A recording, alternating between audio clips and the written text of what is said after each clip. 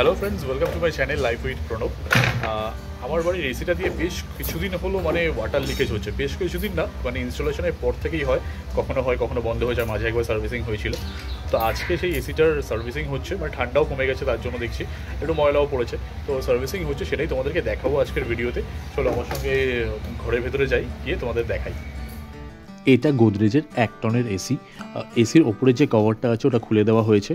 আর তোমরা দেওয়ালের মধ্যে একটু লক্ষ্য করলেই দেখতে পাবে যে ওয়াটার লিকেজ হয়ে কীরকম দাগ হয়ে গেছে আর কি।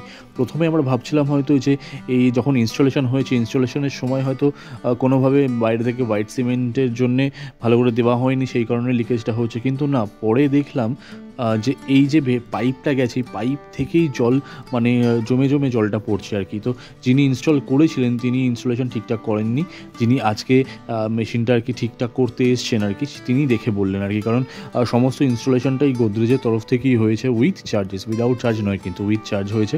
আর কাজ এত বাজে করেছে, এত বড় দেওয়ালে একটা হোল করেছে, যেটা এসিটার লিডটা লাগানোর পরেও বাইরে থেকে দেখা যাচ্ছে আর কি। তো যাই হোক, উনি সুন্দর করে যে জায়গা থেকে লিকেজ হচ্ছিলো সেই জায়গাটা একদম সুন্দর সেলোটেপের মতো একটা টেপ দিয়ে ভালো করে কভার করে পরিষ্কার করে একদম ঠিক করে দিয়েছে। তারপর দেখতে পাচ্ছ এসিটার মধ্যে কি জমাট পড়েছে ধুলোর আর কি। তো যেহেতু আমার রোডের ধারেই একদম বাড়ি, সেই জন্যই ধুলোটা এত বেশি করে পড়ে আর কি। তো প্রায় বছর দেড়েক হয়ে গেল এসিটা, তার মধ্যে একবার সার্ভিসিং হয়েছিল গোদরেজের তরফ থেকে।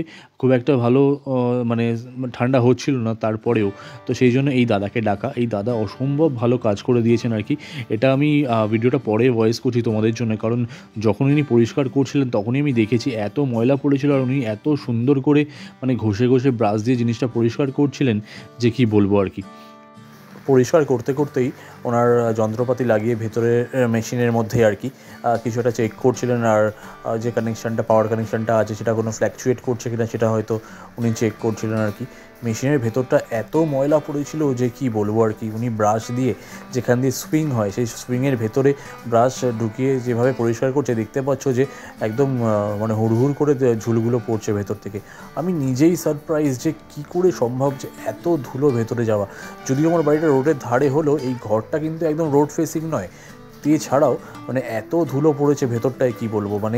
লাস্ট টাইম যখন, লাস্ট 3-4 মাস আগে যখন গোদরেজ থেকে লোক এসে পরিষ্কার করেছিল, আমি সারপ্রাইজ ওরা কী পরিষ্কার করেছে।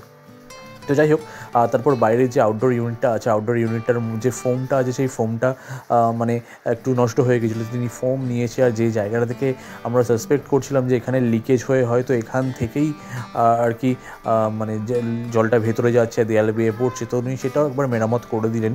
তারপরে ঘরের ভেতরে এসে এসির যে ওপরের ক্যাবিনেটটা বা কভারটা, সেই কভারটা উনি লাগিয়ে দিলেন। লাগিয়ে দেওয়ার পরে তারপরে ভালো করে যে নিচের যেগুলো স্ক্রু ছিল, সেই স্ক্রুগুলো টাইট করে দিলেন। তারপর সুইং যেগুলো খুলেছিলেন, সুইংয়ের ব্লেডগুলো, সেই ব্লেডগুলো আস্তে আস্তে লাগিয়ে দেবেন। তো তারপরে এত ভালো ঠান্ডা হচ্ছে যে কি বলবো আর কি। ইনি অসম্ভব ভালো কাজ করেছেন। তো নেক্সট টাইম তো আমি এনাকে দিয়ে কাজ করাবোই, কারণ আমার ঘরে চিমনি, ওয়াশিং মেশিন, ফ্রিজ, যে কোনো রকমের সমস্যার জন্য এনার সাথে কন্ট্যাক্ট করতে পারা যায়। ইনি এই সমস্ত কাজগুলো বাড়িতে গিয়ে যত্ন সহকারে করে আসেন। এনার নাম্বার আমি আমার ভিডিও ডেসক্রিপশন বক্স এবং ভিডিও স্ক্রিনে দিয়ে দেবো। তোমরা তোমাদের বাড়িতে যারা কাজ করাতে চাইছো তারা এনার সঙ্গে যোগাযোগ করে নিতে পারো। ইনি হাওড়া, হুগলি, ব্যান্ডেল, তারপর ব্যারাকপুর সমস্ত জায়গায় গিয়েই কাজ করেন। ফোন নাম্বারে যোগাযোগ করে নিও, আর অতি সুলভ মূল্যেই তোমরা এনাকে দিয়ে কাজ করাতে পারবে। দেখা হচ্ছে পরের ভিডিওতে।